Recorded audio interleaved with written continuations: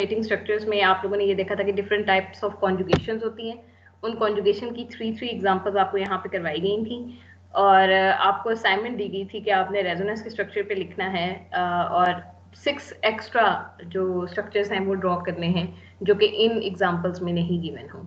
अब हम उसके पर्टिकुलर्स देख लेते हैं कि बेसिकली आप अगर कभी भी रेजोनेंस स्ट्रक्चर ड्रॉ करोगे तो उसकी कैरेक्टरिस्टिक्स क्या होंगी और आपको कैसे पता चलेगा कि कौन सा रेजोनेटिंग स्ट्रक्चर ज्यादा स्टेबल है या कौन सा रेजोनेटिंग स्ट्रक्चर ज्यादा कंट्रीब्यूट कर रहा है। अगर कैरेक्टरिस्टिक्स की बात की जाए तो आपके पास रेजोनेटिंग स्ट्रक्चर्स हमेशा जो हैं वो एक इमेजिनरी स्ट्रक्चर्स होते हैं। ये सारे के सारे एक इमेजिनरी स्ट्रक्चर हैं।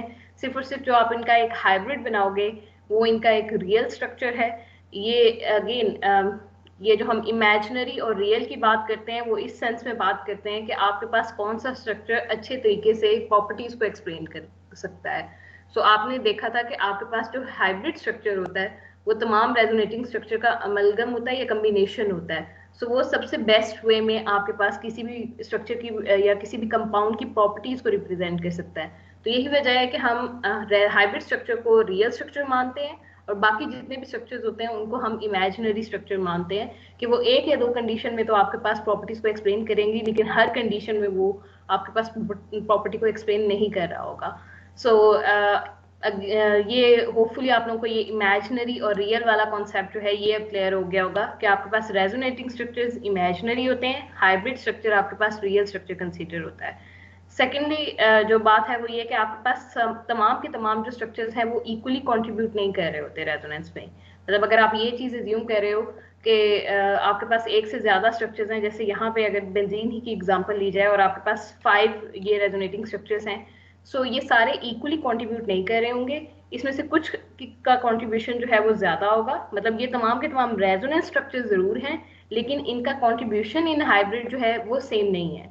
मतलब अगर आप प्रॉपर्टीज में एक्सप्लेन करने जाओगे तो आपके पास ये जो एक हाइब्रिड आप बनाओगे जिसको यहाँ पे हम सर्कल से रिप्रेजेंट कर देते हैं कि आपके पास ये जो हाइब्रिड है अगर आप इसकी प्रॉपर्टीज को एक्सप्लेन करने जाओगे तो स्ट्रक्चर 1 और स्ट्रक्चर 2 का कॉन्ट्रीब्यूशन ज्यादा होता है। स्ट्रक्चर 3, 4 और 5 जो हैं इनका कॉन्ट्रीब्यूशन इतना अच्छा नहीं होता। ये कॉन्ट्रीब्यूट जरूर कर रहे होते हैं लेकिन एज सच इतने अच्छे वे में कॉन्ट्रीब्यूशन नहीं दे रहे होते।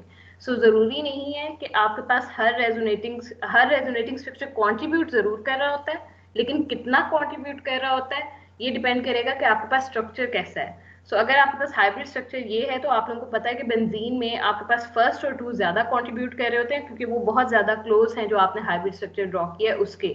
ये जो 3rd, 4th और 5th हैं ये ऐसा जितना कंट्रीब्यूट नहीं कर रहे होते क्योंकि ये जो एक बॉन्ड लेंथ यहाँ पे बन रही है ना, मतलब ये जो सजेशन दी गई थी कि जो डबल बॉन्ड है, क्योंकि अगेन अगर थोड़ा थ्योरेटिकल बैकग्राउंड में जाया जाए तो जो चीज़ एक्सपेरिमेंटली ऑब्जर्व की गई थी वो ये थी कि आपके पास जो बेंजीन है उसमें डीलोकलाइजेशन भी है। मतलब ये कि सिंगल बॉन्ड भी है, डबल बॉन्ड भी है।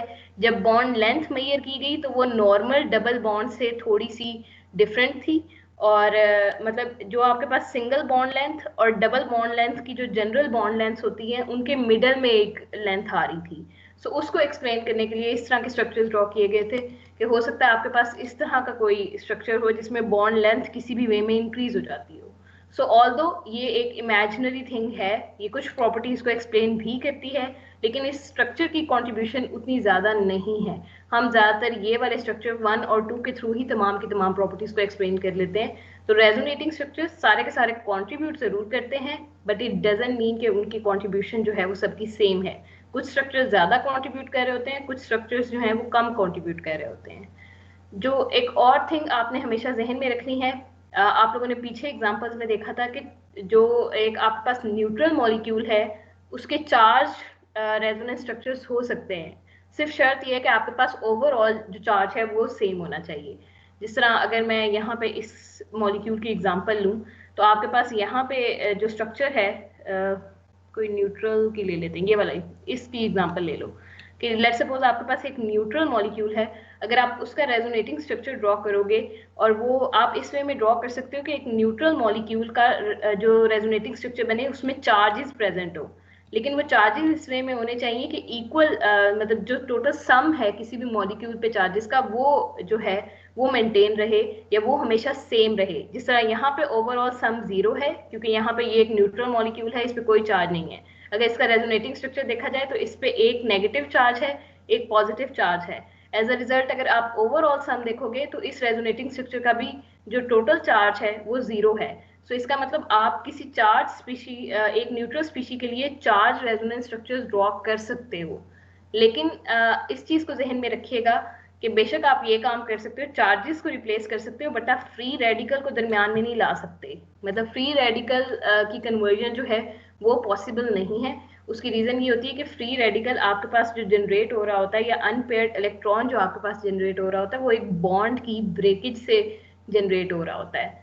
आपने रेजोनेंस को डिफाइन किया था कि रेजोनेंस सिर्फ और सिर्फ डिस्प्लेसमेंट है, आपने वहां पे कोई चीज ब्रेक नहीं की थी।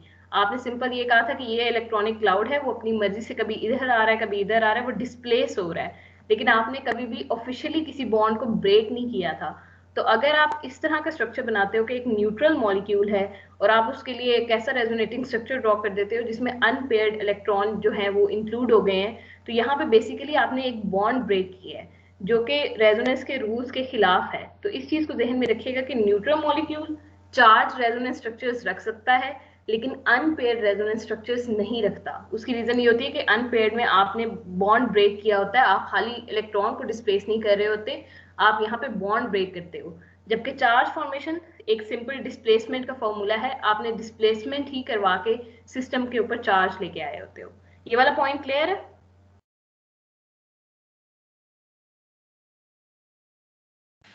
Yes ma'am. ठीक है। नेक्स्ट थिंग जो अगेन इलेक्ट्रोकेमिकल में बैलेंस के अकॉर्डिंग ही है कि अगर आपके पास चार्ज स्पीशी हैं तो आपके पास कोई भी रेजोनेटिंग स्ट्रक्चर ऐसा नहीं हो सकता जिसमें दो सिमिलर चार्जेस एक ही एडजेसेंट एटम पे प्रेजेंट हो। जैसे यहाँ पे अगर आप इसका केस लेते हो, या आप पहले प्रॉपर से स्टार्ट करें, तो आपके पास ये एक रेजोनेटिंग स्ट्रक्चर है, इसमें इस नाइट्रोजन के ऊपर नेगेटिव चार्ज है, इस नाइट्रोजन के ऊपर पॉजिटिव चार्ज है। ये रेजोनेटिंग स्ट्रक्चर ठीक है। उसकी रीजन ये है कि यहाँ पे दो अनलाइक चार्जेस जो हैं वो एग्जिस्ट कर रहे हैं, वो एक दूसरे के क्लोज प्रेजेंट है। ये वाला रेजोनेटिंग स्ट्रक्चर भी ठीक है क्योंकि इसमें भी पॉजिटिव और नेगेटिव जो है वो प्रेजेंट है। ये वाला स्ट्रक्चर भी आपके पास जो है वो ठीक है क्योंकि इसमें नेगेटिव और पॉजिटिव प्रेजेंट है। अगर ये लास्ट वाले रेजोनेंस स्ट्रक्चर पे आप गौर करो तो यहाँ पे नाइट्रोजन के ऊपर पॉजिटिव चार्ज आ रहा है और ऑक्सीजन के ऊपर भी पॉजिटिव चार्ज आ रहा है। सो ये इस तरह के स्ट्रक्चर जिसमें लाइक चार्जेस एडजेसेंट एटम पे प्रेजेंट हो वो पॉसिबल नहीं है। हमारे पास जो कूलम अट्रैक्टिव फोर्सेस हैं वो इतनी ज्यादा डोमिनेट कर रही होती हैं कि ये चीज एग्जिस्ट करना जो है वो मैथमेटिक्स के रूल्स के अगेंस्ट है। आप कभी भी दो चार्जेस को एडजेसेंट एटम्स पे, वो भी सेम चार्जेस को एडजेसेंट एटम्स पे नहीं लिख सकते। सो इस चीज को जहन में रखिएगा कि जब भी चार्जेस आएंगे अनलाइक चार्जेस एडजेसेंट एटम पे प्रेजेंट हो सकते हैं, बल्कि हम इसको प्रेफर भी करते हैं कि आपके पास अनलाइक चार्जेस जो हैं वो एडजेसेंट एटम्स पे प्रेजेंट हो। तो इसका मतलब ये होता है कि आपके पास सिर्फ अगर एक फुल मॉलिक्यूल है तो उसमें से सिर्फ इतना पोर्शन जो है वो थोड़ा सा मतलब ये कि उस पर चार्ज आ रहा है, बाकी कुछ पोर्शन न्यूट्रल है। तो हम हमेशा प्रेफर करते हैं कि अगर हमें स्ट्रक्चर ड्रॉ करने भी पड़ रहे हैं चार्जेस वाले तो वो हमेशा क्लोज क्लोज हों, एडजेसेंट एटम वाले हों। लेकिन ये कि हम कभी भी दो लाइक चार्जेस को एडजेसेंट एटम्स पर नहीं रख सकते, क्योंकि अगर आप ये रखोगे तो ये आपकी कूलम फोर्सेस के लॉ के अगेंस्ट है और ये वाला स्ट्रक्चर एग्जिस्ट नहीं करता। तो रेजोनेटिंग स्ट्रक्चर्स ड्रॉ करते हुए इस चीज को जहन में रखना है कि कहीं पे भी आपके पास दो लाइक चार्जेस जो हैं वो एडजेसेंट एटम्स पर आपके पास ना आए। सो ये आपका एक और पॉइंट है जिससे जो आपने रेजोनेटिंग स्ट्रक्चर ड्रॉ करते हुए जहन में रखना है। एक ये कि फर्स्ट जो आप लोगों ने जहन में रखना है वो ये कि आपके पास अनपेयर्ड इलेक्ट्रॉन नहीं आना चाहिए। दूसरा ये कि अगर आप चार्जेस के साथ डील कर रहे हो तो आपके पास एडजेसेंट एटम्स के ऊपर चार्जेस जो हैं वो सेम नहीं आने चाहिए। थर्ड पॉइंट आपके पास ये है कि position of atoms should not be changed. मतलब ऐसा ना हो कि आप इस ऑक्सीजन को उठा के इधर लिखना शुरू कर दो। आपने जो मेन स्ट्रक्चर है उसमें पोजीशन ऑफ एटम्स को चेंज नहीं करना। वो एक न्यू फिनोमेना है जिसको हम टॉटोमेरिज्म से रिप्रेजेंट करते हैं। ज़ोएटर आइन का अगर आप लोगों ने कभी वर्ड सुना हो तो वो एक डिफरेंट थिंग है जिसमें हम पोजीशन ऑफ एटम्स को चेंज कर रहे होते हैं। यहाँ पे आप सिर्फ और सिर्फ डिस्प्लेसमेंट करवा रहे हो इलेक्ट्रॉनिक क्लाउड की या लोन पेयर ऑफ इलेक्ट्रॉन्स की। इस चीज को जहन में रखिएगा कि आपने एटम्स की पोजीशन या एटम्स की डिस्प्लेसमेंट इंक्लूड नहीं की थी। सो अगर आप core structure of the resonance structure को चेंज कर देते हो तो वो आपके पास टॉटोमेरिज्म हो जाती है, वो आपके पास रेजोनेंस नहीं रहती। सो थर्ड कंडीशन आपने रेजोनेटिंग स्ट्रक्चर्स ड्रॉ करते हुए ये ध्यान में रखनी है कि आपके पास पोजीशन ऑफ एटम्स जो है वो चेंज नहीं होनी चाहिए। लास्ट पॉइंट हम पहले डिस्कस कर चुके हैं कि अगर आप एक न्यूट्रल और चार्ज स्पीशी के मतलब आप एक न्यूट्रल स्पीशी के लिए चार्ज रेजोनेंस स्ट्रक्चर्स बना रहे हो तो वो पॉसिबल है, लेकिन सिर्फ उस वे में पॉसिबल है जब आपके पास टोटल सम ऑफ चार्जेस, जो तमाम रेजोनेटिंग स्ट्रक्चर पे टोटल सम ऑफ चार्जेस है वो सेम हो। सो इसकी प्राइम एग्जांपल ये थी कि ओवरऑल आपके पास यहाँ पे न्यूट्रल चार्ज 0 था, मतलब यहाँ पे ये न्यूट्रल स्पीशी है, इसका ओवरऑल सम जो है चार्ज का वो 0 है। आप इसके लिए कोई भी ऐसा रेजोनेटिंग स्ट्रक्चर ड्रॉ कर सकते हो जिसमें ओवरऑल जो सम है चार्जेस का वो 0 के इक्वलेंट हो। जैसे यहाँ पे कार्बन के ऊपर -1 आ रहा है, नाइट्रोजन के ऊपर पॉजिटिव आ रहा है, सो -1 और +1 आपके पास जो ओवरऑल चार्ज दे रहे हैं वो 0 के इक्वलेंट ही हैं। So total sum of charges of all the resonating structures must justify themselves. अगर इसका 0 है तो इसका भी 0 होना चाहिए, इसका 1 है तो इसका भी 1 होना चाहिए। ओके, ये वाले पॉइंट्स क्लियर है कि आपने रेजोनेटिंग स्ट्रक्चर कैसे ड्रॉ करने हैं? Yes ma'am. नेक्स्ट आपसे अक्सर पूछा जाता है जब भी कोई क्वेश्चन आता है कि आपको नंबर ऑफ स्ट्रक्चर्स दे दिए जाते हैं और आपको कहा जाता है कि इनमें से बताएं कौन सा सबसे स्टेबल स्ट्रक्चर है। इसका एक क्लियर कट रूल है, या कह लें 3 रूल्स हैं। आपने 3 रूल्स को बेसिकली देखना होता है और आपने बताना होता है कि आपके पास कौन सा जो रेजोनेटिंग स्ट्रक्चर है वो सबसे बेस्ट रेजोनेटिंग स्ट्रक्चर है या सबसे स्टेबल है। सबसे फर्स्ट थिंग जो आपने देखनी होती है वो नंबर ऑफ कोवलेंट बॉन्ड्स देखने होते हैं। जहां पे जिस रेजोनेटिंग स्ट्रक्चर में आपके पास maximum number of covalent bond हैं वो आपके पास सबसे ज्यादा स्टेबल एलिमेंट है। मतलब लेट सपोज आपके पास ये अगर आप एग्जांपल लो तो इस रेजोनेटिंग स्ट्रक्चर में दो कोवलेंट बॉन्ड हैं, एक ये वाला बॉन्ड है, एक ये वाला बॉन्ड है। अगर आप यहाँ पे देखो इस रेजोनेटिंग स्ट्रक्चर के साथ कंपेयर करो तो यहाँ पे total number of covalent bonds की तादाद जो है वो 3 हो गई हुई है। सो यहाँ पे 2 कोवलेंट बॉन्ड है, यहाँ पे 3 कोवलेंट बॉन्ड है। सो अगर आपके पास 2 रेजोनेटिंग स्ट्रक्चर को कंपेयर करने का कहा जा रहा है तो आप वहां पे सबसे पहली चीज जो ऑब्जर्व करोगे वो ये करोगे कि इन दोनों में नंबर ऑफ कोवलेंट बॉन्ड्स कितने हैं।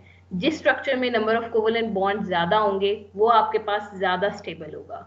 लेट सपोज अब आपको एक ऐसी स्पीशी दे दी जाती है जिसमें नंबर ऑफ कोवलेंट बॉन्ड्स जो हैं वो सेम है, जिसका ये सेकंड एग्जांपल है। अगर आप यहाँ पे कोवलेंट बॉन्ड्स को देखोगे तो यहाँ पे 2 बॉन्ड है, यहाँ पे 1 बॉन्ड है, सो ओवरऑल यहाँ पे 3 कोवलेंट बॉन्ड है। और अगर आप यहाँ पे भी देखो तो यहाँ पे भी एक कोवलेंट बॉन्ड है और यहाँ पे 2 कोवलेंट बॉन्ड है, तो ओवरऑल इस स्पीशी में भी 3 कोवलेंट बॉन्ड है। सो पहली थिंग आपने नंबर ऑफ कोवलेंट बॉन्ड्स देखने हैं। अगर आपके पास number of covalent bond equal हो जाते हैं तो फिर वहां पे आपने सेकंड रूल की तरफ शिफ्ट होना है, जो कि आपको ये कहता है कि न्यूट्रल स्पीशी जो है वो आपके पास ज्यादा स्टेबल है in comparison to charge species. अगर आपके पास ये 2 ऐसे में कंपैरिजन आ जाता है जहां पे number of covalent bond same है तो वहां पे फिर आप सेकंड थिंग देखोगे कि कौन सी चार्ज है और कौन सी अनचार्ज है। जो न्यूट्रल मॉलिक्यूल होगा वो ज्यादा स्टेबल होगा। इसकी रीजन पता है कि हम हमेशा न्यूट्रल को स्टेबल क्यों कहते हैं और चार्ज स्पीशी को हम अनस्टेबल क्यों कहते हैं? मैम जो न्यूट्रल होता है उसमें number of electrons and neutrons equal होते हैं और वो क्या उसका नाम है एक्साइटेड स्टेट में जाएं भी तो उसका जो चार्ज होता है वो इफेक्ट नहीं हो सकता। लेकिन जो हमारे पास दूसरे होते हैं चार्ज वाले वो बॉन्डिंग कर सकते हैं, उनकी स्टेबिलिटी इफेक्ट हो सकती है अगर उनको एक्साइटेड स्टेट में लेके जाएं तो। जो आप लोगों ने मतलब एक थिंग पढ़ी हुई है, रिएक्टिविटी का वर्ड आप लोगों ने पढ़ा होगा सेकंड ईयर में। Basically yes neutral ma'am. Molecule non reactive stable compound होता है, और जो चार्ज स्पीशी होती है वहां पे आपके पास डिफरेंट रीजन प्रेजेंट होते हैं जिनको हम ससेप्टेबल रीजन कहते हैं। जैसे इस पोर्शन पे आपके पास नेगेटिव चार्ज प्रेजेंट है, इस पोर्शन पे आपके पास पॉजिटिव चार्ज प्रेजेंट है। कोई भी ऐसी स्पीशी जिसके ऊपर पॉजिटिव चार्ज है अगर वो इस न्यूट्रल मॉलिक्यूल के पास आएगी तो चूंकि यहाँ पे कोई चार्ज नहीं है तो ओवरऑल ये उतनी अट्रैक्शन इसके साथ शो नहीं करेगा। लेकिन जैसे ही वो यहाँ पे इस मीडियम के पास आएगी तो ये जो पॉजिटिव चार्ज है ये बड़ा स्ट्रांगली अट्रैक्ट होगा इस नेगेटिव चार्ज से। एज अ रिजल्ट आपके पास यहाँ पे कोई ना कोई इंटरेक्शन होगा और आपका मॉलिक्यूल जो है वो रिएक्ट कर जाएगा और अपनी नेचर को चेंज कर लेगा, इलेक्ट्रॉनिक कॉन्फ़िगरेशन को चेंज कर लेगा, अपने आप को डिस्ट्रॉय कर लेगा। सो जो बेसिकली न्यूट्रल मॉलिक्यूल होते हैं वो स्टेबल होते हैं, वो नॉन रिएक्टिव होते हैं क्योंकि उनके पास कोई ससेप्टेबल साइट नहीं होती। आपका मॉलिक्यूल ओवरऑल बड़ा स्टेबल है, इसमें कोई वीक साइट प्रेजेंट नहीं है। चार्जेस जहां पे प्रेजेंट होते हैं वहां पे आपके पास बेसिकली वीक साइट जनरेट हो जाती है। अगर आपके पास इस तरह की कोई मॉलिक्यूल है जिसमें एक एंड नेगेटिवली चार्ज है और दूसरा एंड पॉजिटिवली चार्ज है, तो कोई भी अगर पॉजिटिव स्पीशी आएगी तो न्यूट्रल मॉलिक्यूल ऐसा उससे इफेक्ट नहीं होगा, लेकिन ये जो नेगेटिव एंड है ये फौरन से इसके पास जाके रिएक्शन करना जो है वो प्रेफर करेगा। So neutral molecule in terms of reactivity या स्टेबिलिटी ज्यादा जो है प्रेफर किए जाते हैं या ज्यादा स्टेबल होते हैं, क्योंकि यहाँ पे कोई वीक साइड प्रेजेंट नहीं है। जबकि आप जब चार्ज कर देते हो तो वहां पे बेसिकली वीक साइड डेवलप हो जाती है जो बड़ा इजीली रिएक्शन शो कर सकती है अगर कोई भी दूसरी स्पीशी मीडियम के अंदर प्रेजेंट हो। सो इसलिए हम हमेशा न्यूट्रल मॉलिक्यूल को ज्यादा स्टेबल कंसिडर करते हैं, चार्ज मॉलिक्यूल हमारे पास उतने स्टेबल नहीं होते। सो फर्स्ट थिंग आपने नंबर ऑफ कोवेलेंट बॉन्ड्स देखने हैं। अगर number of covalent bonds equal हो जाएं तो फिर आपने मूव करना है टुवर्ड्स चार्ज। अगर न्यूट्रल मॉलिक्यूल वहां पे प्रेजेंट है तो वो ज्यादा स्टेबल है, और उसके बाद फिर आप मतलब चार्ज स्पीशी की तरफ जाओगे। यहाँ तक क्लियर है? सेकंड पॉइंट भी क्लियर है प्रायोरिटी रूल में कैसे जाना है? Yes ma'am. Yes ma'am. Third और जो रूल है वो बेसिकली चार्ज की प्लेसमेंट का रूल है। अगर आपके पास मतलब चार्ज कंपाउंड है, मतलब अब आपने ये देख लिया कि नंबर ऑफ कोवेलेंट बॉन्ड भी इक्वल हो गए, आपके पास लेट्स सपोज जो रेजोनेटिंग स्ट्रक्चर है वो दोनों चार्ज हैं। जिस तरह यहाँ पे अगर आप और करो तो नंबर ऑफ कोवेलेंट बॉन्ड्स भी 3 हैं, और आपके पास ये वाला रूल फिनिश हो गया, कोई न्यूट्रल नहीं है, तो इसका मतलब आप सेकेंड रूल भी अप्लाई नहीं कर सकते। थर्ड रूल की तरफ आ जाओ कि आपके पास चार स्पीशी है, तो यहाँ पे दोनों स्पीशीज चार्ज हैं, तो अब आप किस वे में डिटेक्ट करोगे? फिर आप देखते हो कि चार्ज किस स्पीशी के ऊपर है। आपको ये पता है कि जो इलेक्ट्रोनेगेटिव एटम है वो प्रेफर करता है कि वो नेगेटिव चार्ज अपनी तरफ लेके आए, इसीलिए हम उसको इलेक्ट्रोनेगेटिव एटम कहते हैं। जो इलेक्ट्रोपॉजिटिव एटम होता है वो चाहता है कि उसके ऊपर पॉजिटिव चार्ज आए, ताकि वो जो अपनी इलेक्ट्रोपॉजिटिव नेचर है उसको एक्सप्रेस कर सके। तो इस केस में आपके पास ऑक्सीजन, एक रेजोनेटिंग स्ट्रक्चर में ऑक्सीजन के ऊपर नेगेटिव चार्ज है, दूसरे रेजोनेटिंग स्ट्रक्चर में आपके पास कार्बन के ऊपर नेगेटिव चार्ज है। इन टर्म्स ऑफ इलेक्ट्रोनेगेटिविटी कौन सा एटम आपके पास ज्यादा इलेक्ट्रोनेगेटिव है? कौन सा चाहता है कि उसके पास चार्ज आए? बता सकते हो? Ma'am oxygen. ऑक्सीजन। आपके पास जो पीरियोडिक टेबल होता है ना उसके अंदर जो 3, 4, 5, 6, 7 तक के जो ग्रुप्स हैं वो सारे के सारे हाईली इलेक्ट्रोनेगेटिव एटम्स हैं, और जो जो आप पीरियोडिक टेबल में मूव करते जाते हो टुवर्ड्स राइट हैंड साइड, आपके पास इलेक्ट्रोनेगेटिविटी इंक्रीज होती जाती है, हत्ता कि फ्लोरीन, क्लोरीन और ब्रोमीन पे आके आपके पास मैक्सिमम इलेक्ट्रोनेगेटिविटीज आती हैं इन टर्म्स ऑफ पीरियड। तो आपने क्या करना होता है, अगर आपको इस तरह ना पता हो कि कौन सा एटम जो है वो इलेक्ट्रोपॉजिटिव है या इलेक्ट्रोनेगेटिव है, तो इस चीज को जहन में रखिएगा कि आप हमेशा पीरियोडिक टेबल की तरफ जाते हो और वहां से देखते हो कि कौन सा एटम आपके पास ज्यादा इलेक्ट्रोनेगेटिव है। कार्बन 4th नंबर पे आता है, ऑक्सीजन आपके पास 6th ग्रुप से ताल्लुक रखता है। ऑक्सीजन जो है वो आपके पास ज्यादा बेस्ट वे है या बेस्ट इलेक्ट्रोनेगेटिव एलिमेंट है। तो इस केस में जब आपके पास दोनों चार्ज पार्टिकल्स हैं या दोनों चार्ज स्पीशी हैं, तो वहां पे आप प्रेफर करोगे वो वाला रेजोनेटिंग स्ट्रक्चर जिसमें जो चार्ज है वो सही स्पीशी के पास होगा। अगर पॉजिटिव चार्ज है तो उसको इलेक्ट्रोपॉजिटिव स्पीशी के पास होना चाहिए, अगर नेगेटिव चार्ज है तो आप उस रेजोनेटिंग स्ट्रक्चर को ज्यादा स्टेबल कहोगे जिसमें नेगेटिव चार्ज जो है वो मोस्ट इलेक्ट्रोनेगेटिव स्पीशी के पास है। जैसे यहाँ पे कार्बन और ऑक्सीजन का अगर कंपेयर किया जाए तो ऑक्सीजन ज्यादा इलेक्ट्रोनेगेटिव है, तो आपके पास ये वाला रेजोनेटिंग स्ट्रक्चर जिसमें ऑक्सीजन के ऊपर नेगेटिव चार्ज है वो इस रेजोनेटिंग स्ट्रक्चर से ज्यादा स्टेबल है। सिमिलरली अगर आप पॉजिटिव चार्ज की बात करो तो पॉजिटिव चार्ज मतलब आपके पास जो मोर इलेक्ट्रोपॉजिटिव एलिमेंट है उसके पास होना चाहिए। अगर इसी की एग्जांपल ले लो कि आपके पास जो है अगर यहाँ पे ऑक्सीजन के ऊपर मतलब इस नेगेटिव चार्ज को आप पॉजिटिव चार्ज से रिप्लेस कर दो, तो वहां पे फिर कौन सा स्ट्रक्चर आपके पास स्टेबल होगा? मतलब यही जो नेगेटिव चार्ज है अगर आप इसको रिप्लेस कर देते हो पॉजिटिव चार्ज से, तो फिर कौन सा स्ट्रक्चर आपके पास स्टेबल होगा? मैम सेकंड वाला। सेकंड वाला, बिकॉज कार्बन जो है वो ज्यादा इलेक्ट्रोपॉजिटिव है, वो चाहेगा कि उसके पास पॉजिटिव चार्ज आए, और ऑक्सीजन जो है वो इलेक्ट्रोपॉजिटिव है ही नहीं बल्कि इसको हम one of the most electronegative elements की तरफ रखते हैं। सो वो नहीं चाहेगा कि वो पॉजिटिव चार्ज को रखे, तो उस केस में अगर आप यहाँ पे पॉजिटिव चार्ज के साथ डील कर रहे होगे तो आपके पास सेकेंड वाला जो स्ट्रक्चर है वो ज्यादा स्टेबल होगा। सो इस चीज को जहन में रखिएगा कि first thing number of covalent bonds थे, सेकेंडली आपने देखना था कि चार्ज स्पीशी है या न्यूट्रल है, अगर न्यूट्रल है तो वो ज्यादा स्टेबल है, अगर चार्ज है तो फिर आप न्यू रूल की तरफ चले जाते हो, फिर आप देखते हो कि आपके पास जो चार्जेस हैं वो किस स्पीशी पे प्रेजेंट हैं, वो पॉजिटिव स्पीशी पे प्रेजेंट है। इलेक्ट्रोपॉजिटिव चार्ज जो है, अगर इलेक्ट्रोपॉजिटिव स्पीशी है तो आपके पास उसके ऊपर पॉजिटिव चार्ज है या नेगेटिव चार्ज है। इस चीज को हमेशा जहन में रखिएगा कि जो इलेक्ट्रोनेगेटिव एलिमेंट होते हैं वो नेगेटिव चार्ज लेना प्रेफर करते हैं, जो इलेक्ट्रोपॉजिटिव एलिमेंट होते हैं वो आपके पास पॉजिटिव चार्ज लेना प्रेफर करते हैं। पता कैसे चलेगा? सिंपल पीरियोडिक टेबल निकालोगे, एटम की पोजीशन को देखोगे और इलेक्ट्रोनेगेटिविटी की वैल्यूज को देख के बताओगे कि आपके पास कौन सा स्टेबल है। अगर कोई ऐसा आपके पास स्पीशी आ जाती है जहां पे आपके पास चार्जेस सेम हैं, मतलब आप वहां पे उस कंडीशन में पहुंच गए हो जहां पे आपके पास जो इलेक्ट्रोपॉजिटिव एलिमेंट है उसकी के पास पॉजिटिव चार्ज है, जो इलेक्ट्रोनेगेटिव एलिमेंट है उसके पास नेगेटिव चार्ज है, फिर आप क्या करोगे? फिर आप देखोगे कि पोजीशन ऑफ चार्जेस को आप देखोगे कि उनमें डिफरेंस कितना है। जिस तरह यहाँ पे आप लोगों ने ये वाली कंडीशन देखी है जिसमें ऑलरेडी अगर आप गौर करो तो ये एक स्पीशी है जिसमें नाइट्रोजन के ऊपर नेगेटिव चार्ज है, और ये एक स्पीशी है जिसमें इस स्पीशी में भी नाइट्रोजन के ऊपर नेगेटिव चार्ज है। सो कौन, अगर यहाँ पे स्टेबिलिटी को देखोगे तो कौन सा आपके पास ज्यादा स्टेबल नजर आ रहा है आपको चार्जेस के रिस्पेक्ट से अगर बात की जाए तो? नेगेटिव चार्ज को कौन, ये जो तीन स्ट्रक्चर्स आपने रेजोनेटिंग स्ट्रक्चर्स ड्रॉ किए हुए हैं इसमें से कौन सा स्ट्रक्चर आपके पास बेस्ट स्टेबल स्ट्रक्चर है? जल्दी से आंखें खोल के आंसर करना इसका। नंबर ऑफ कोवेलेंट बॉन्ड्स देखो, कहाँ पे नंबर ऑफ कोवेलेंट बॉन्ड सबसे मैक्सिमम है?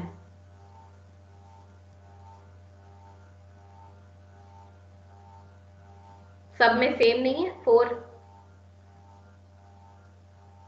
Yes ma'am. तो इसका मतलब आप फर्स्ट रूल अप्लाई नहीं कर सकते। सेकंड रूल क्या अप्लाई करोगे? न्यूट्रल स्पीशी देखोगे, न्यूट्रल स्पीशी मीन में कोई नहीं है, सो इसका मतलब आप सेकंड रूल भी अप्लाई नहीं कर सकते।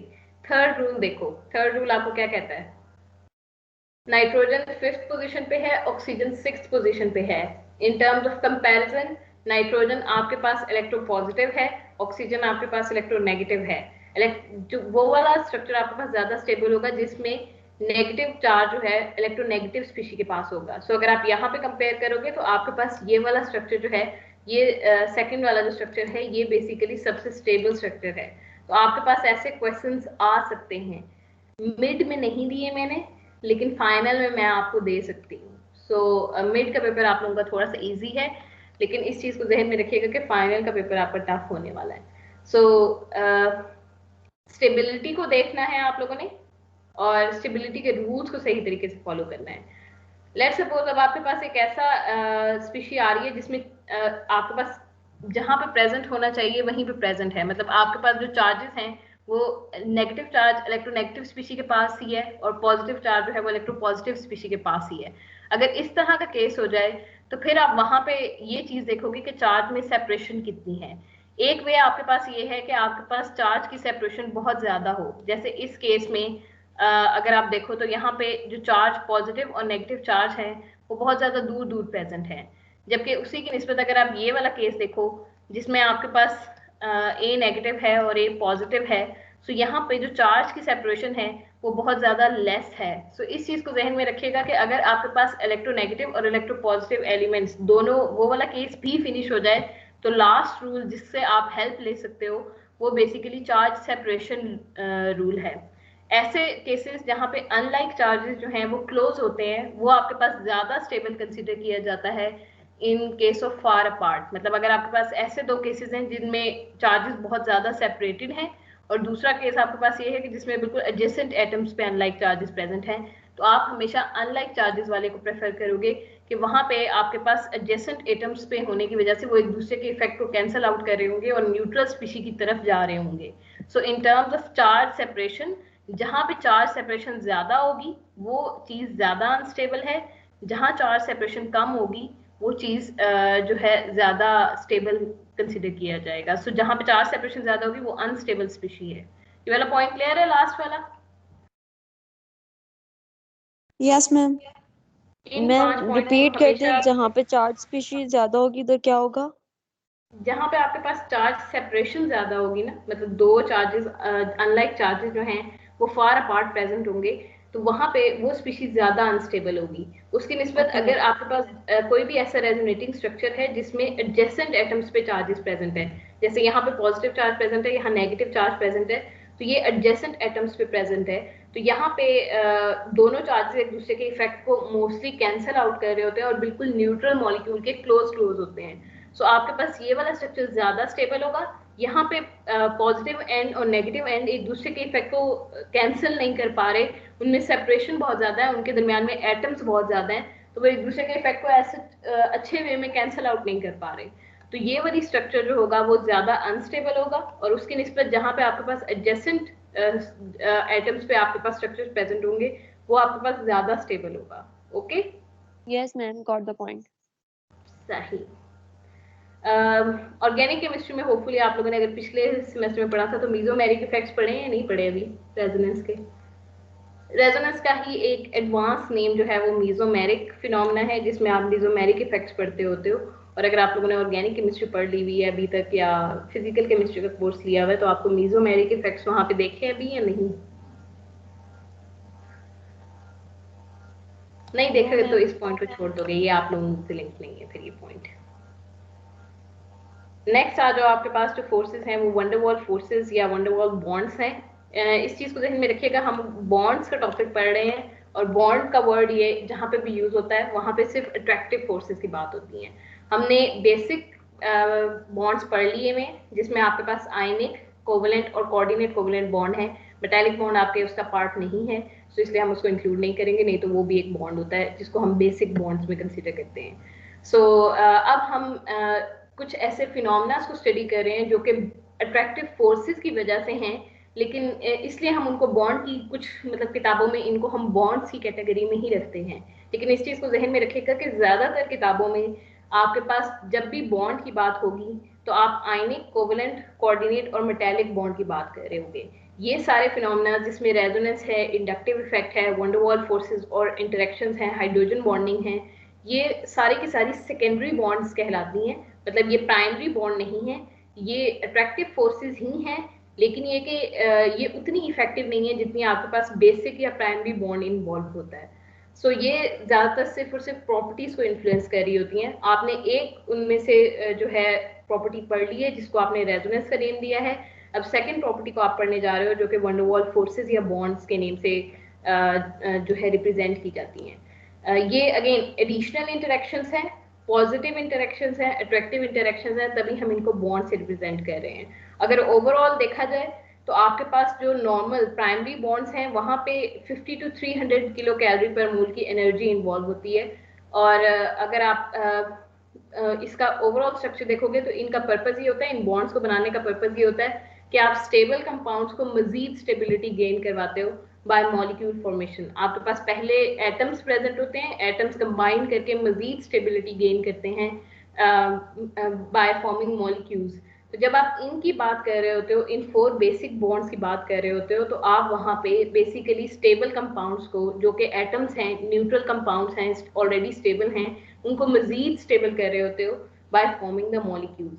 जब एक बार मॉलिक्यूल बन जाता है तो वहां पे पॉसिबिलिटी है आपके पास कि वहां पे कुछ एक्स्ट्रा या एडिशनल इंटरेक्शंस डेवलप होना शुरू हो जाएं। इन इंटरेक्शंस को हम जनरली लंदन फोर्सेस के नेम से रिप्रेजेंट करते हैं, या आप लोगों ने एक वर्ड पढ़ा होगा कि तमाम के तमाम जितने भी मॉलिक्यूल्स या एटम्स हैं उन सब में वंडरवॉल इंटरेक्शंस प्रेजेंट होते हैं। सो अब आप उसकी बेसिस पढ़ने जा रहे हो कि ये कैसी इंटरेक्शन है जो irrespective of the bond her atom और हर मॉलिक्यूल में जो है एग्जिस्ट करती हैं। ये मच वीकर इंटरेक्शंस है, मतलब अगर आप कंपेयर करोगे एनर्जी स्केल पे कंपेयर करोगे तो ये 2 to 20 किलो कैलोरी तक होती हैं। एज सच यहाँ पे और यहाँ पे एनर्जी स्केल का कोई कंपैरिजन नहीं है। सो बहुत स्मॉलर लेवल पे जाके आप देख रहे हो, और ये जो फोर्सेस हैं ये एज सच आपके प्राइमरी बॉन्ड से कंपेयर नहीं करती, लेकिन ये प्रॉपर्टीज को बहुत अच्छा खासा इन्फ्लुएंस करती हैं, इसलिए हम इनको लाजमी स्टडी करते होते हैं। जो फर्स्ट थिंग जब इन फोर्सेस को ऑब्जर्व किया गया था वो basically deviation of real gases from ideal gases हैं। होपफुली आप लोगों ने रियल गैसेस और आइडियल गैसेस का पढ़ा हुआ है, कुछ याद है रियल गैसेस और आइडियल गैसेस का या नहीं? Yes ma'am. Kinetic molecular theory पढ़ी हुई है? क्या कहती यस है मैम, काइनेटिक पढ़ी है। मॉलिक्यूलर थ्योरी आइडियल गैस के बारे में?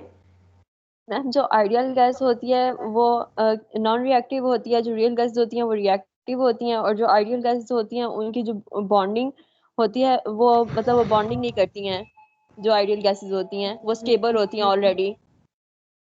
ये जो रिएक्टिव का वर्ड है ना, ये सही वर्ड नहीं है। हम काइनेटिक मॉलिक्यूलर थ्योरी की जब भी हम एक्सप्लेन करते होते हैं हम कहते होते हैं उनके इंटरेक्शंस नहीं है। रिएक्टिव का मतलब ये होता है कि आपने उसकी इलेक्ट्रॉनिक कॉन्फ़िगरेशन चेंज कर दी है। मतलब रिएक्टिव का वर्ड केमिस्ट्री में वहाँ यूज होता है जहाँ पे आप इलेक्ट्रॉनिक कॉन्फ़िगरेशन चेंज करते हो। अगर आपके इलेक्ट्रॉनिक कॉन्फ़िगरेशन में कोई चीज़ चेंज नहीं आती तो वो एक सिंपल इंटरेक्शन है, वो एक नॉर्मल सा इंटरेक्शन है। हम जब भी काइनेटिक मॉलिक्यूलर थ्योरी की बात करते हैं तो हम कहते हैं कि हर आइडियल गैस का मॉलिक्यूल इंडिपेंडेंट एग्जिस्ट कर रहा है, वो किसी दूसरे मॉलिक्यूल के साथ कोई इंटरेक्शन, कोई अट्रैक्टिव या रिपल्सिव फोर्सेस शो नहीं कर रहा। और एक ये वाला पॉइंट है जो कि डिफरेंशिएट करता है। दूसरा आपके पास कौन सा पॉइंट था जो रॉन्ग प्रूव हुआ था? वॉल्यूम वाला पॉइंट याद है कोई? Yes kinetic ma'am. Molecular. Ma'am yes ma'am, last उसका ये था है कि कि उसका है जो ना। सॉरी, मैम वो क्या कह यही रहे था हो ना बच्चे? वॉल्यूम की, जो उसका वॉल्यूम होता है वो नहीं होता, they don't have any kind of volume, but उसका होता है बिल्कुल। लेकिन वो निग्लिजिबल होता है क्योंकि बहुत ज्यादा डिस्टेंस पे होते हैं ना मॉलिक्यूल्स, तो उनका हाँ, आप लोगों ने वॉल्यूम ये मैस चीज होता है कंसिडर लेकिन वो की कि निग्लिजिबल होता है। बिल्कुल आप लोगों ने एक बेसिकली काइनेटिक मॉलिक्यूलर थ्योरी कुछ एजम्पशंस पे बनी हुई है। एजम्पशंस का मतलब ये है कि हमने खुद से एज्यूम किया हुआ है, एक्चुअल में ये नहीं होता। आइडियल गैसेस में जो एजम्पशन मेक की गई थी वो ये की गई थी कि चूंकि गैस है और गैसेस बहुत ज्यादा एक दूसरे से दूर दूर एग्जिस्ट करती हैं, तो फर्स्ट एजम्पशन ये की गई कि चूंकि मॉलिक्यूल्स बहुत ज्यादा एक दूसरे से दूर हैं तो वहां पे कोई इंटरेक्शन नहीं होना चाहिए, और अगर कोई इंटरेक्शन नहीं हो रहा तो इसका मतलब कोई अट्रैक्टिव फोर्सेज या रिपल्सिव फोर्सेज वहां पे नहीं होनी चाहिए। दूसरी थिंग ये कंपेयर की गई थी कि इन टर्म्स ऑफ गैस है तो गैस का हम जब भी वॉल्यूम स्टडी कर रहे होते हैं हम वॉल्यूम ऑफ कंटेनर ले रहे होते हैं। तो सेकेंड एजम्पशन ये लगाई गई थी कि आपके पास गैसेस जो है वो पॉइंट पार्टिकल्स हैं, उनका अपना volume in comparison to volume of a gas बहुत ज्यादा स्लो है या बहुत ज्यादा कम है। सो हम उसको निग्लिजिबल कर सकते हैं, मतलब हम उसको अगर ना भी लिखें तब भी ठीक है। अगर कोई गैस एग्जिस्ट करती है तो उसका अपना जो वॉल्यूम है वो आप उसको निग्लिजिबल कर सकते हो। इस चीज को जहन में रखिएगा कि वॉल्यूम का जो वर्ड जब हम गैस के लिए यूज करते हैं तो वॉल्यूम दो तरह का होता है। एक वॉल्यूम वो होता है जो गैस के मॉलिक्यूल्स हैं, मतलब लेट्स सपोज अगर मैं कंटेनर की बात करूं, यहाँ पे वॉल्यूम वाला एक पॉइंट क्लियर करती चलूं आप लोगों को। लेट्स सपोज अगर आप कहते हो कि ये कंटेनर है, इस कंटेनर में आपके पास दो तरह के वॉल्यूम हैं। एक वॉल्यूम वो है जो कि इस एक, अगर ये रेफरेंस मेरा गैस मॉलिक्यूल है तो इसके पास जो स्पेस अवेलेबल है मूवमेंट के लिए मैं उसको वॉल्यूम कह रही हूँ। मतलब जो एम्प्टी स्पेस इसके राउंड अबाउट प्रेजेंट है, ये यहाँ से जाएगा और यहाँ से जाएगा, तो इसको मैं वॉल्यूम कहूँ। एक वॉल्यूम मेरे पास, वॉल्यूम की डेफिनेशन ये है। दूसरा वो वॉल्यूम है जो इस ओवरऑल कंटेनर में इस एक पार्टिकल ने इस जगह को ऑक्यूपाई जो किया हुआ है, मतलब जो इसका अपना पार्टिकल का जो मैस है उसने जिस स्पेस को ऑक्यूपाई किया हुआ है, एक इसका अपना इंटरनल वॉल्यूम है। तो जो जब भी हम अक्सर मैक्रो मॉलिक्यूलर लेवल पे स्टडी कर रहे होते हैं तो हमें ये वाला वॉल्यूम रिक्वायर्ड होता है जिसको हम वॉल्यूम ऑफ अ कंटेनर कहते हैं, जो एम्प्टी स्पेसेस आपके पास प्रेजेंट होती हैं मॉलिक्यूल्स के पास मूवमेंट के लिए। जो एजम्पशन की गई थी वो ये की गई थी कि कंटेनर का वॉल्यूम बहुत ज्यादा है in comparison to actual volume, तो आप इस एक्चुअल वॉल्यूम को निग्लेक्ट कर सकते हो, जो कि बाद में आगे जाके रॉन्ग प्रूव हो गया था। क्योंकि आपको पता है कि H2 की भी गैस होती है, H2SO4 की भी गैस होती है, H2S की भी गैस होती है। अगर आप यहाँ पे गौर करो तो एक तरफ सिंपल 2 ग्राम है, एक तरफ 2 ग्राम पर मोल है, एक तरफ आपके पास सल्फर का 32 प्लस अगर आप 2 ऐड कर दो तो 34 ग्राम पर मोल है। 2 और 32 का कहीं पे कोई कंपैरिजन नहीं है, तो आप हर गैस के लिए उसका इंडिविजुअल मैस या एक्चुअल मैस इग्नोर नहीं कर सकते हो। बेसिकली आपके पास रियल गैसेस डेविएशन शो करती थी जो काइनेटिक मॉलिक्यूलर थ्योरी ने कुछ चीजें बयान की थी। फर्स्ट जो पॉइंट उसका था वो ये था कि आपके पास इंटरेक्शन नहीं होना चाहिए, और वो इंटरेक्शन रियल गैसेस शो करती हैं। उसकी रीजन क्या है कि वहां पे वंडर वॉल इंटरेक्शंस एग्जिस्ट करते हैं। अब आपने वंडर वॉल इंटरेक्शंस की बेसिस को देखना है कि ये इंटरेक्शंस क्यों एग्जिस्ट करते हैं, और आपके पास हर एटम या हर मॉलिक्यूल ये वंडरवॉल इंटरेक्शंस क्यों दे रहा होता है। बेसिकली होता क्या है कि आपके पास किसी भी एटम में एक न्यूक्लियस है, उस न्यूक्लियस के राउंड अबाउट आपके पास इलेक्ट्रॉन है जो बेसिकली राउंड अबाउट उसके मूव कर रहे हैं। जब भी दो एटम्स जो हैं एक दूसरे से दूर होते हैं तो वहां पे कोई इंटरेक्शन नहीं होता, लेकिन जब जब भी दो मॉलिक्यूल्स आपस में या दो एटम्स आपस में क्लोज आएंगे तो वहां पे इंटरेक्शन ये होता है कि ये एक इलेक्ट्रॉन ये इस तरीके से घूम रहा है, दूसरा इलेक्ट्रॉन यहाँ पे अगर इसके बिल्कुल सामने आ जाएगा, मतलब इस इलेक्ट्रॉन के आगे बिल्कुल ये वाला इलेक्ट्रॉन आ जाएगा, तो यहाँ पे स्मॉलर स्केल पे इलेक्ट्रोस्टैटिक रिपल्शन होगी। दो लाइक चार्जेस जब भी एक दूसरे के आमने सामने आएंगे तो वहां पे इलेक्ट्रोस्टैटिक रिपल्शन होती है। ये वाला चार्ज इस डायरेक्शन में मूव करेगा, ये वाला चार्ज इस डायरेक्शन में जो है वो मूव करेगा। एज अ रिजल्ट आपके पास फौरन से इस तरह का स्ट्रक्चर बन जाएगा। जो इलेक्ट्रॉन पहले यहाँ पे था, जो इलेक्ट्रॉनिक क्लाउड यहाँ पे था और जो इलेक्ट्रॉनिक क्लाउड यहाँ पे था, वो फौरन से मूव करके अब आपके पास इस साइड पे शिफ्ट हो गए हैं। सो एज अ रिजल्ट आपके पास ये एक स्ट्रक्चर बन गया है जिसमें मिडल में एज सच कोई इलेक्ट्रॉनिक डेंसिटी प्रेजेंट नहीं है, और आपके पास जो प्रोसेस हुआ है वो ये हुआ है कि इलेक्ट्रॉनिक डेंसिटी जो पहले यहाँ थी वो एकदम से इधर शिफ्ट हो गई है। ये आपके पास रिपल्सिव फोर्सेस हैं, और ये बेसिकली इंस्टेंटेनियस डायपोल या इंड्यूस्ड डायपोल फॉर्मेशन का प्रोसेस है। आप लोगों ने ये वर्ड कभी पढ़े जो मैंने अभी बोले, इंस्टेंटेनियस या इंड्यूस्ड डायपोल का वर्ड कभी पढ़ा है?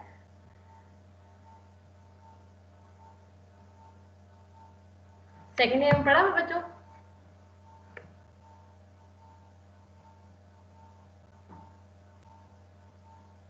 पढ़ा है। यस मैम, यस मैम पढ़ा है। बेसिकली आप यहाँ पे ये कह रहे हो कि कोई भी एटम जिसमें इलेक्ट्रॉनिक चार्ज होगा, जिसमें इलेक्ट्रॉन होंगे, उसमें कैपेबिलिटी है कि जैसे ही आप दो एटम्स या दो मॉलिक्यूल को आपस में क्लोज लेके आओगे, उनके अपने इलेक्ट्रॉनिक क्लाउड जो कि राउंड अबाउट उसके इर्द गिर्द मूव कर रहे हैं, जैसे भी वो एक पर्टिकुलर डिस्टेंस पे आएंगे जहां पे कोलम्बिक फोर्सेस जो है वो एक्ट कर सकेंगी, ये एक दूसरे को रिपेल करेंगे। एज अ रिजल्ट आपके पास इस तरह का डायपोल क्रिएट हो जाएगा। ये डायपोल इंस्टेंटेनियस डायपोल है। इंस्टेंटेनियस से मुराद ये है कि एक इंस्टेंट में क्रिएट हुआ है और एक ही इंस्टेंट में डिस्ट्रॉय हो जाएगा। डिस्ट्रॉय होने का क्या मतलब है कि आपके पास इलेक्ट्रॉनिक क्लाउड यहाँ पे आया था ना, मतलब थोड़ी देर के लिए वो इधर शिफ्ट हुआ, लेकिन जैसे ही, चूंकि आपको पता है कि इलेक्ट्रॉन एक वेव है, उसने एक जगह स्टिक नहीं करना, ये क्या करेगा नेक्स्ट पोर्शन में ये यहाँ दोबारा से मूव करना शुरू कर देगा। सिमिलरली ये वाला क्लाउड जो है जो इधर पुश हुआ था वो भी स्टॉप नहीं होगा, वो भी हो सकता है कि वो इस डायरेक्शन में मूव करना शुरू कर जाए। तो थोड़ी देर के लिए ये डिस्प्लेसमेंट आएगी, मतलब ये कि जब भी ये मूव दोबारा से करना शुरू कर देंगे और जैसे ही दोबारा से मूव करना शुरू होंगे, ये जो डायपोल क्रिएट होगा ये फिनिश हो जाएगा। एक इंस्टेंट में बनेगा और एक इंस्टेंट में ही फिनिश हो जाएगा, मतलब ये परमानेंट डायपोल नहीं है। जब भी दो इलेक्ट्रॉनिक क्लाउड एक दूसरे की विसिनिटी में आएंगे वो थोड़ी देर के लिए एक दूसरे को पुश जरूर करेंगे, लेकिन उस पुश करने का ये मतलब नहीं है कि आपका इलेक्ट्रॉनिक डेंसिटी जो है यहीं पे स्टक कर गई है। इलेक्ट्रॉन एक वेव है, उसने कॉन्टिन्यूस मूवमेंट शो करनी है। थोड़ी देर के लिए यहाँ पे जरूर वो एक दूसरे में इंस्टेंटेनियस डायपोल क्रिएट करेंगे, लेकिन ये कि ऐसा नहीं होगा कि ये इलेक्ट्रॉनिक क्लाउड यहाँ पे स्टिक कर जाएगा। ये इंस्टेंटेनियस थिंग है, थोड़ी देर बाद ये खुद ही जो है दोबारा से मूवमेंट भी स्टार्ट कर देगा। ये चूंकि एक इंस्टेंट में बनता है और अगले इंस्टेंट में ब्रेक कर जाता है, तो इस तरह के डायपोल जो परमानेंट डायपोल नहीं होते उनको हम इंस्टेंटेनियस डायपोल कहते हैं। डायपोल का मतलब ये है कि आपके पास दो चार्ज सेपरेशन है, पार्शियल पॉजिटिव और पार्शियल नेगेटिव एंड की क्लियर कट डिस्टिंक्शन है। जहां पे भी डायपोल आएगा वहां पे आपके पास जो है पार्शियल पॉजिटिव और पार्शियल नेगेटिव चार्ज आएगा। आपने इसको इंस्टेंटेनियस इसलिए कहा है कि सिर्फ उस इंस्टेंट में जब दो इलेक्ट्रॉनिक चार्जेस या इलेक्ट्रॉनिक डेंसिटी एक दूसरे के करीब होंगे, सिर्फ उस इंस्टेंट में ये वाला काम होगा। अगर दोनों इलेक्ट्रॉन्स एक दूसरे की विसिनिटी से दूर हो जाएं तो ये वाला डायपोल फिनिश हो जाएगा, मतलब ये एग्जिस्ट नहीं करेगा विदाउट उस इंस्टेंट के जहां पे आपके पास इलेक्ट्रॉनिक डेंसिटी एक दूसरे के करीब नहीं होगी। ये वाला पॉइंट क्लियर है? Yes ma'am. नेक्स्ट आपके पास है इंड्यूस का वर्ड। इंड्यूस का वर्ड मैं यहाँ पे एक्सप्लेन ज्यादा अच्छे तरीके से कर सकती हूँ इस डायग्राम को। ये क्या हो रहा है ये भी मैं सारा बताऊंगी, इसलिए इसको देख के डरना नहीं है, बड़ा इजी है। सिर्फ और सिर्फ आप लोगों के कॉन्सेप्ट क्लियर करने के लिए थोड़ी सी ज्यादा डायग्राम ड्रॉ हुई नहीं है। पहले स्टेप में ये होता है कि आपके पास दो चार्जेस एक दूसरे के करीब आते हैं। जैसे ही वो करीब आते हैं, फर्स्ट स्टेप में इंस्टेंटेनियस डायपोल क्रिएट होता है, जो आप लोगों ने ऊपर देखा है। मतलब ये वाला जो इंस्टेंटेनियस डायपोल इस तरह का क्रिएट होता है, जिसमें पार्शियल पॉजिटिव एंड और partial positive and for instant एक दूसरे के करीब हो जाते हैं। सिर्फ इलेक्ट्रॉनिक डेंसिटी जो है वो इधर शिफ्ट करती है। जब इस तरह के डायपोल क्रिएट हो जाते हैं, तो इसकी विसिनिटी में जितने भी इलेक्ट्रॉन हैं या जितने भी एटम है, लेट सपोज यहाँ पे एक आपके पास सॉरी, अगर लेट सपोज आपके पास यहाँ पे कोई इसकी विसिनिटी में कोई और है पार्टिकल, तो उसके ऊपर इंड्यूस डायपोल होगा। मतलब ये जो फर्स्ट डायपोल बनता है आपके पास, जिसमें इलेक्ट्रॉनिक डेंसिटी एक दूसरे को रिपेल कर रही है, वो इंस्टेंटेनियस डायपोल होता है। सेकेंड स्टेप में उस इंस्टेंटेनियस डायपोल की फॉर्मेशन की वजह से आपके पास सेकेंड टाइप ऑफ डायपोल आता है, जिसको आप इंड्यूस डायपोल कहते हो। इंड्यूस डायपोल ये है कि ओवरऑल वैसे जब तक ये डायपोल क्रिएट नहीं हुआ था, तब तक ये वाला एटम जो है ये न्यूट्रल था। इसकी इलेक्ट्रॉनिक डेंसिटी बिल्कुल इक्वली, ऐसे इलेक्ट्रॉन जो है वो बड़ा इजीली सर्कुलेट कर रहा था। लेकिन चूंकि यहाँ पे डायपोल क्रिएट हुआ है, तो इसने ये इस डायपोल ने, इस इंस्टेंटेनियस डायपोल ने इसके ऊपर भी डायपोल इंड्यूस कर दिया है। मतलब जो इसके ऊपर जो अब डायपोल बनेगा, उसकी रीजन आपके पास ये वाला इंस्टेंटेनियस डायपोल होगा। क्या होगा कि आपके पास पहले इलेक्ट्रॉन यहाँ पे बड़े मजे से रिवॉल्व कर रहा था, अब इससे वो रिपेल होगा। एज अ रिजल्ट इसकी इलेक्ट्रॉनिक डेंसिटी इधर शिफ्ट हो जाएगी, और आपके पास यहाँ पे इस पोर्शन पे आपके पास पार्शियल नेगेटिव चार्ज आ जाएगा, यहाँ पे पार्शियल पॉजिटिव चार्ज आ जाएगा। तो जब आपके पास इंस्टेंटेनियस डायपोल की वजह से नेबरिंग एटम्स में कोई चीज इंड्यूस हो या डायपोल इंड्यूस हो, तो ऐसे डायपोल इंटरेक्शंस को आप इंड्यूस डायपोल इंटरेक्शंस कहते हो, जो कि इस वजह से प्रोड्यूस हो रहे होते हैं। यहाँ पे दो न्यूट्रल पार्टिकल्स जब भी आपस में एक दूसरे के क्लोज आएंगे, तो हमेशा वहां पे इंस्टेंटेनियस डायपोल क्रिएट होगा। जब एक डायपोल, मतलब डायपोल का मतलब ये कि एक स्पीशी जो कि ऑलरेडी चार्ज है, जिसमें ऑलरेडी डायपोल है, जब एक डायपोल एक न्यूट्रल मॉलिक्यूल के करीब आएगा, वहां पे इंड्यूस डायपोल होगा। होपफुली आप लोगों को इसका कॉन्सेप्ट जो है वो क्लियर हो गया होगा। ये बहुत छोटी डिस्टिंक्शन है कि जब भी दो न्यूट्रल मॉलिक्यूल एक दूसरे के करीब आएंगे, तो वहां पे इंस्टेंटेनियस डायपोल क्रिएट होता है। जब एक डायपोल जो है एक न्यूट्रल मॉलिक्यूल के करीब जाता है, तो वहां पे जो डायपोल फॉर्म होता है उसको हम इंड्यूस डायपोल होते हैं, क्योंकि इस जो आपके पास जो इंस्टेंटेनियस डायपोल है, वो बेसिकली इंड्यूस कर रहा होता है उस न्यूट्रल मॉलिक्यूल के ऊपर कि वो डायपोल बनाए इसके रिस्पॉन्स में। ये वाला पॉइंट क्लियर है? इंस्टेंटेनियस और इंड्यूस में क्या फर्क है? First type of wonder wall interactions आपके पास जो हर एटम और हर मॉलिक्यूल में एग्जिस्ट करेंगे, वो इस तरह के जो हैं आपके पास फोर्सेस हैं। मतलब आपके पास बेशक चाहे नॉन पोलर मॉलिक्यूल हो, मतलब आप लोगों ने कोवेलेंट बॉन्ड पढ़े हैं ना, वहां पे आपने पढ़ा है कि कुछ पोलर हैं, कुछ नॉन पोलर हैं। अब नॉन पोलर न्यूट्रल मॉलिक्यूल है, अगर दो न्यूट्रल मॉलिक्यूल भी एक दूसरे के करीब आएंगे, तो उन पे इस तरह के बॉन्ड्स बनेंगे या उनके ऊपर डायपोल्स क्रिएट होंगे।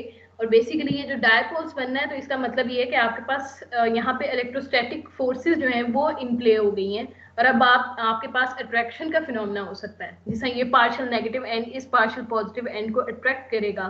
सो यहाँ पे आपने एक न्यू थिंग जनरेट कर ली है, एक न्यू इंटरेक्शन जनरेट कर ली है, जिसको आप बेसिकली रिप्रेजेंट करते हो वंडर वॉल फोर्सेस से। कोई भी न्यूट्रल मॉलिक्यूल ये नहीं है कि वो इटसेल्फ जो है वो चार्ज नहीं होगा, लेकिन उसके अंदर जो है, जो उस मॉलिक्यूल्स के आपस में जो प्ले है, न्यूट्रल मॉलिक्यूल्स का आपस में जो प्ले है, वो उसी मॉलिक्यूल के अंदर इंस्टेंटेनियस और इंड्यूस्ड डायपोल क्रिएट कर रहा होगा। जरूरी नहीं है कि आपके पास चार्ज स्पीशी ही हो, जैसे HCl के बारे में आपने पढ़ा हुआ है, या अगर हम नेक्स्ट की बात करें, नेक्स्ट टाइप ऑफ डायपोल की बात करें, तो वो परमानेंट डायपोल है।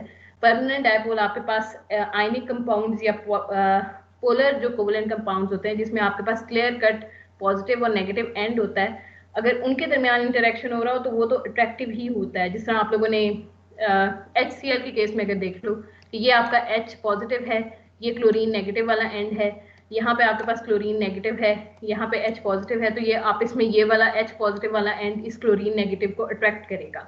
अगर इस तरह का इंटरेक्शन हो रहा हो जो कि परमानेंट डायपोल की वजह से है, तो वो आयनिक और पोलर कोवेलेंट बॉन्ड्स में इस तरह के इंटरेक्शंस होते हैं, और वो अंडरस्टैंडेबल भी हैं, क्योंकि वहां पे क्लियर कट एंड्स हैं। आपके पास H पॉजिटिव जो है उसके ऊपर पार्शियल पॉजिटिव चार्ज है, क्लोरीन नेगेटिव इलेक्ट्रोनेगेटिव एलिमेंट है, वो इलेक्ट्रॉनिक डेंसिटी को अपनी इलेक्ट्रोनेगेटिविटी की वजह से अपनी तरफ खींच के रखता है, तो वहां पे पार्शियल नेगेटिव चार्ज ऑटोमेटिकली है।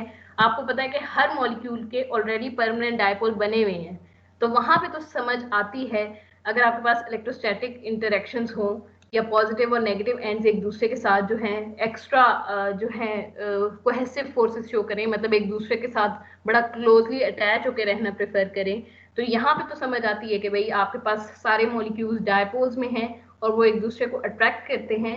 जो चीज साइंटिस्ट को समझ नहीं आती थी वो ये नहीं आती थी कि न्यूट्रल मॉलिक्यूल जिसमें ओवरऑल कोई पॉजिटिव चार्ज नहीं है या कोई नेगेटिव चार्ज नहीं है, वो क्यों आप इसमें क्लोजली इतना हेल्ड रहना प्रेफर करता है या वो क्यों इंटरेक्शन शो करता है। तो उसकी रीजन बेसिकली वंडर वॉल्स ने दी थी, और वंडर वॉल ने इंस्टेंटेनियस और इंड्यूस्ड डायपोल का कॉन्सेप्ट जो है वो इंट्रोड्यूस करवाया था कि चाहे मॉलिक्यूल न्यूट्रल हो, न्यूट्रल मॉलिक्यूल भी जब एक दूसरे के करीब आएंगे तो वो पहले इंस्टेंटेनियस इंटरेक्शन करेंगे, इंस्टेंटेनियस डायपोल क्रिएट होगा, वो इंस्टेंटेनियस डायपोल नेबरिंग एटम्स के ऊपर इंड्यूस्ड डायपोल क्रिएट करेगा। एज अ रिजल्ट यहाँ पे भी अट्रैक्टिव फोर्सेस एग्जिस्ट करती हैं जिसकी वजह से मॉलिक्यूल्स एक दूसरे के साथ क्लोज रहना प्रेफर करते हैं।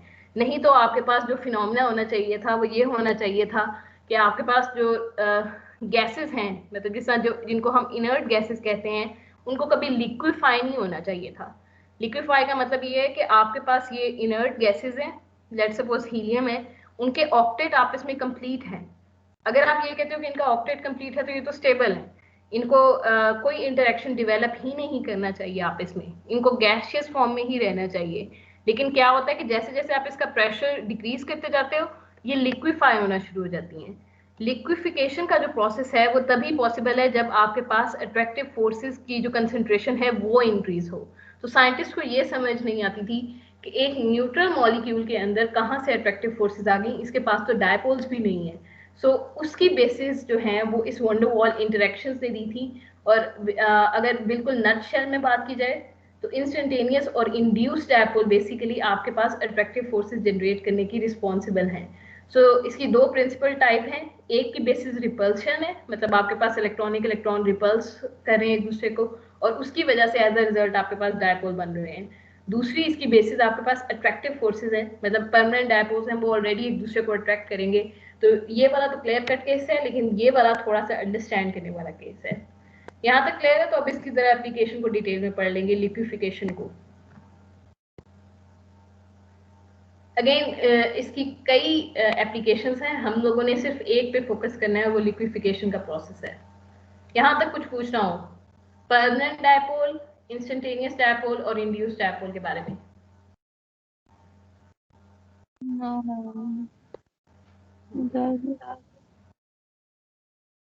चलो, बेसिकली इनर्ट गैसेस के बारे में साइंटिस्ट की ये राय थी कि ये मॉलिक्यूल स्टेबल है, क्योंकि ये हीलियम, मतलब अगर आप हीलियम गैस की बात करो तो हीलियम के दो एटम्स अगर आप इसमें क्लोज आते हैं तो वहां पे कोई इंटरेक्शन डेवलप नहीं होना चाहिए। साइंटिस्ट की ये अप्रोच थी। उसकी रीजन ये थी कि आपके पास एक तो ये कि दोनों सिमिलर एटम है तो कोई इलेक्ट्रोनेगेटिविटी डिफरेंस नहीं है, इसका मतलब यहाँ पे आयनिक बॉन्ड नहीं बन सकता।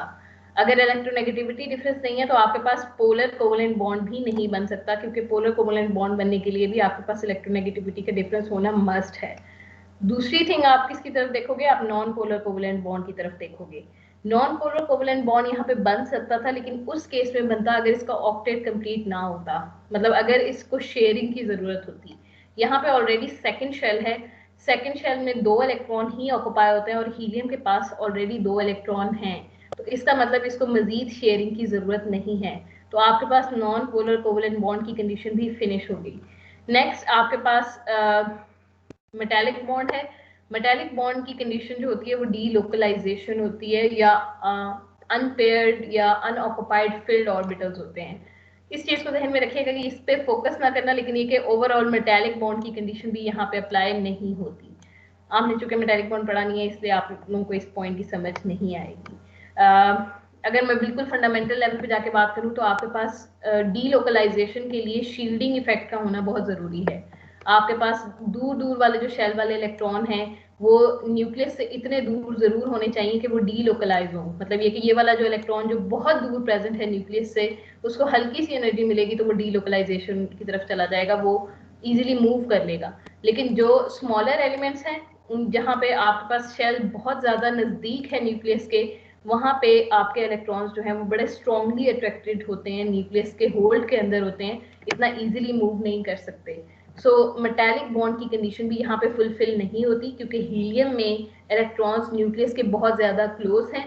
डीलोकलाइजेशन का कॉन्सेप्ट आपके पास यहाँ पे अप्लाई हो ही नहीं सकता, क्योंकि स्मॉलर शेल की बात हो रही है।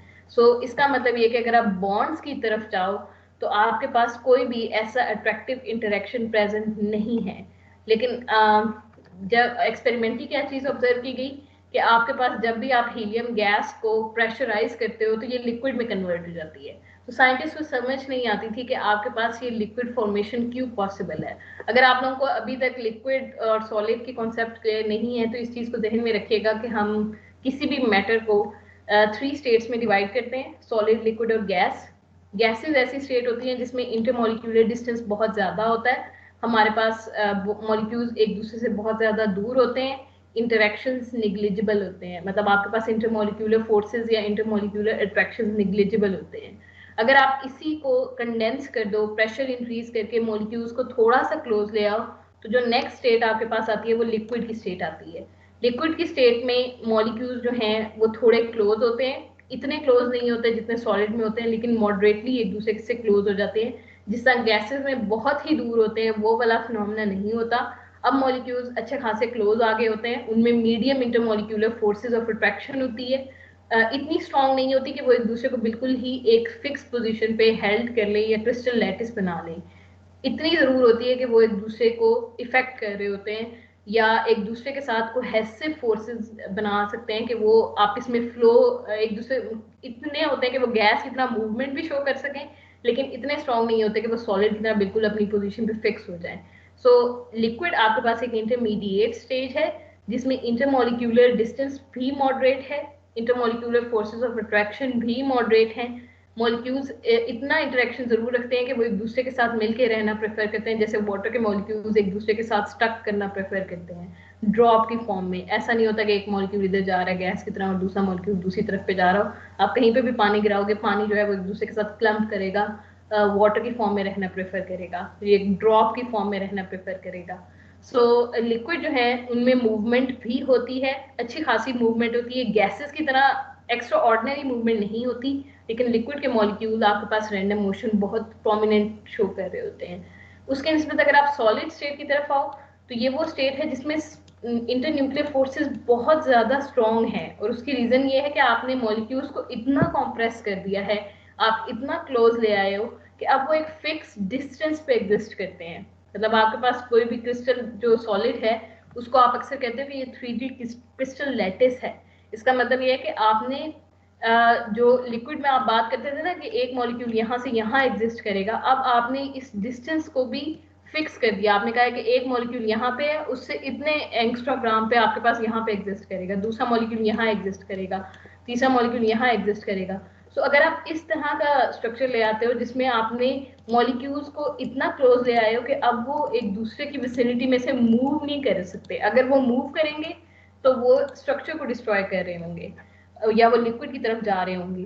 सो सॉलिड एक ऐसी स्टेट होती है जिसमें 3D क्रिस्टल लैटिस एग्जिस्ट करता है, मॉलिक्यूल्स बहुत ज्यादा क्लोज आ गए होते हैं और बहुत ही ज्यादा strong intermolecular forces of attraction होती है। ये जो मिडल वाला मॉलिक्यूल है ये हर तरफ से अट्रैक्टेड है, ये कहीं पे मूव करना प्रेफर ही नहीं करेगा। यही वजह है कि सॉलिड में बहुत स्मॉलर रैंडम मोशन एग्जिस्ट करती है। ये वाला पॉइंट क्लियर है कि आपके पास गैस, लिक्विड और सॉलिड में क्या फर्क है? Yes ma'am. सो अगर आप ये कह रहे हो कि हीलियम के मॉलिक्यूल्स जो कि गैशियस फॉर्म में एग्जिस्ट करते हैं वो किसी वे में लिक्विड में कन्वर्ट हो रहे हैं, तो यहाँ पे आपके पास कोई ना कोई ऐसा फिनोमेना होना चाहिए जिसकी वजह से इनके इंटरमॉलिक्यूलर फोर्सेस जो हैं वो उनकी कंटेंट में इंक्रीज आए। सो ये कैसे एक्सप्लेन किया साइंटिस्ट ने? ये साइंटिस्ट ने वंडर वॉल इंटरेक्शंस के थ्रू एक्सप्लेन किया कि आपके पास सॉलिड में क्या होता है कि आपके पास गैसेस में निग्लिजिबल इंटरेक्शंस हैं, दोनों हीलियम के मॉलिक्यूल एक दूसरे से इतने दूर हैं कि वो एज सच जो हैं इंटरेक्शन शो नहीं कर रहे। अगर आपके पास लिक्विड की बात करोगे तो लिक्विड में आप प्रेशर को डिक्रीज कर रहे हो, आपने प्रेशर पिस्टन लेके आपने कंटेनर पे बहुत ज्यादा प्रेशर अप्लाई कर दिया। उसके प्रेशर अप्लाई करने से क्या होगा कि जब भी दो मॉलिक्यूल आपस में क्लोज आएंगे तो वहां पे पहले इंस्टेंटेनियस डायपोल क्रिएट होगा।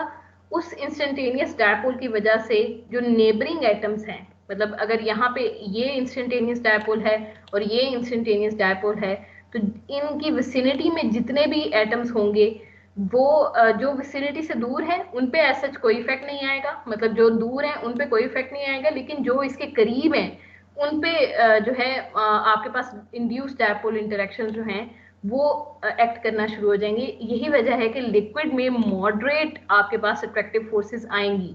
ये वाला पार्शियल नेगेटिव एंड इस पार्शियल पॉजिटिव एंड को अट्रैक्ट करेगा, जिसकी वजह से आपके पास नंबर ऑफ अट्रैक्टिव फोर्सेस या स्ट्रेंथ ऑफ इंटरमोलिक्यूलर फोर्सेस थोड़ी सी इंक्रीज हो जाएगी लिक्विड में। सॉलिड में आप क्या करते हो, सॉलिड में आप मजीद कंडेंस कर दोगे। कंडेंस करने का मतलब ये कि ये जो पहले दूर दूर थे अब आप इनको भी मजीद क्लोज ले आओगे। ये जो पहले दूर दूर मॉलिक्यूल एग्जिस्ट कर रहे थे आप इनको क्लोज लेके आओगे। एज अ रिजल्ट आपके पास दो न्यूट्रल मॉलिक्यूल जब भी क्लोज आएंगे वहां पे पहले इंस्टेंटेनियस डायपोल बनेगा। वो इंस्टेंटेनियस डायपोल आपके पास इस मॉलिक्यूल पे जो उसकी विसिनिटी में आएगा उसके ऊपर इंड्यूस डायपोल क्रिएट करेगा। यहाँ पे चूंकि कोई भी मॉलिक्यूल जो है उसका डिस्टेंस इतना ज्यादा नहीं है, तो यहाँ पे सारे के सारे मॉलिक्यूल्स जो हैं वो ये इंटरेक्शन शो करेंगे, इंड्यूस्ड इंटरेक्शन शो करेंगे। एज अ रिजल्ट आपके पास सॉलिड में एक स्ट्रॉन्ग इंटरमोलिक्यूलर फोर्सेज जो हैं वो एग्जिस्ट करेंगी। सो वंडर वॉल इंटरेक्शंस की बेसिस पे आपने जो है लिक्विफिकेशन का प्रोसेस जो है बेसिकली उसको एक्सप्लेन किया था। यहाँ तक क्लियर है कि प्रोसेस क्या हो रहा है सॉलिड, लिक्विड और गैस में?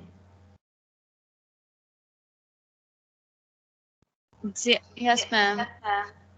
ठीक है, नेक्स्ट टॉपिक पढ़ना है या आप बाद में पढ़ें? तो काफी है आज के लिए, काफी है। चलो सही, कुछ पूछना हो